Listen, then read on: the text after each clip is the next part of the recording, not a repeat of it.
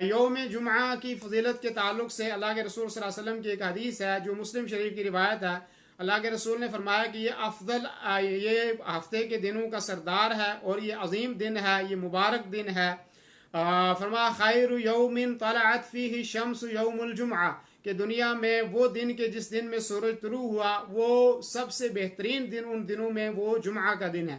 یعنی جمعہ کا دن جو ہے وہ تمام دنوں میں سب سے افضل دن ہے، اس لیے کہ وفیہ خلق آدم علیہ السلام، اس لیے کہ اس میں آدم علیہ السلام کی پیدائش ہوئی. وفیہ ادخل الی الجنہ، اور اسی دن جمعہ کا دن تھا کہ جب آدم علیہ السلام کو جنت کے اندر داخل کیا گیا. وفیہ اخرج منہا، اور وہ جمعہ ہی کا دن تھا جس دن حضرت آدم علیہ السلام کو جنت سے نکالا گیا.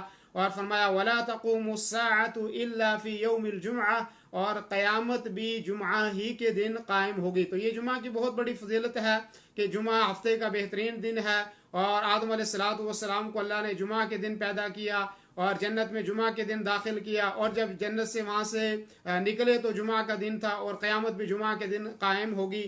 اور دینی رہنمائی کے لیے ہمارے چینل کو سبسکرائب کر دیجئے اور گھنٹی کے نشان کو دبا دیجئے تاکہ آپ کو مزید قیمتی ویڈیوز ملتے رہیں. جزاک اللہ خیر.